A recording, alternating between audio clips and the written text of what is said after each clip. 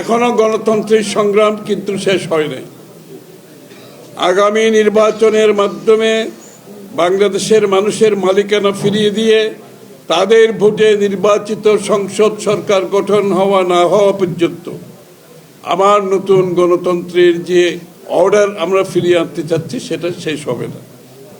আমাদের হাতে অনেক বড় চ্যালেঞ্জ।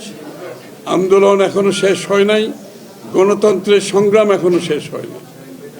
এই সময়ে যারা আমাদের সাথে বিগত আন্দোলনে দীর্ঘ সময় ধরে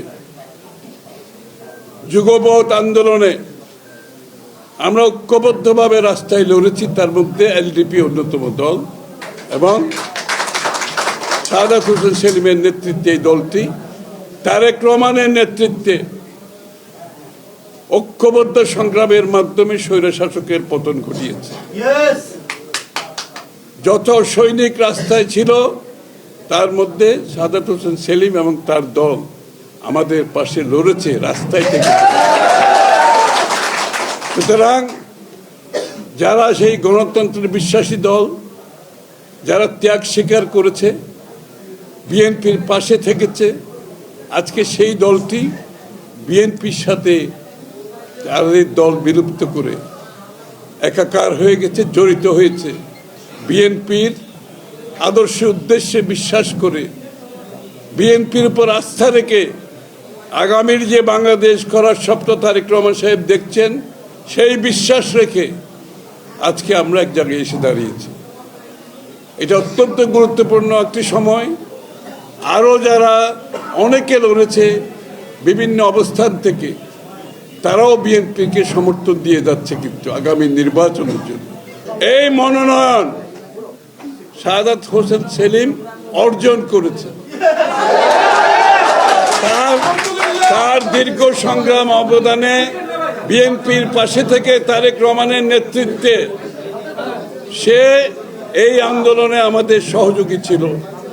সুতরাং তার অবদানকে মাথায় রেখে, তার সাহসী ভূমিকাকে মাথায় রেখে দলের পক্ষ থেকে আমাদের ধানের শীষের পক্ষে সে আগামী নির্বাচনে ইনশাআল্লাহ লড়বে এবং জয়ী হয়ে আসবে। এটা আপনারা যারা আছেন আপনাদেরকে ঐক্যবদ্ধ থাকতে হবে এবং আজকে যারা আসেন নাই আমার মনে হয় ওনারাও সবাই ঐক্যবদ্ধভাবে তারেক রহমান সাহেবের নেতৃত্বে ধানের শীষের বিজয় নিশ্চিত করতে হবে আমাদের।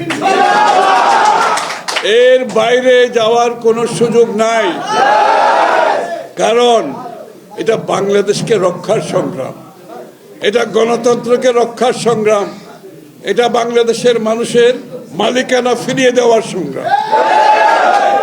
এই সংগ্রামে আমাদেরকে জয়ী হতে হবে। সবাই একসাথে ঐক্যবদ্ধভাবে, মিলিতভাবে, সম্মিলিতভাবে আগামী নির্বাচনের দিকে এগিয়ে যেতে হবে। সুতরাং মান অভিমান এগুলো থাকবে রাজনীতিতে, এগুলো সবসময় ছিল, আছে এবং ভবিষ্যতেও থাকবে। তো মান অভিমান দিয়ে আমার মূল যে উদ্দেশ্য সেখান থেকে আমরা সরে দাঁড়াতে পারবো না। ওই জায়গায় আমাদের ঐক্যবদ্ধ থাকতে হবে। আমাদের নিজেদের মধ্যে মান অভিমান থাকতে পারে,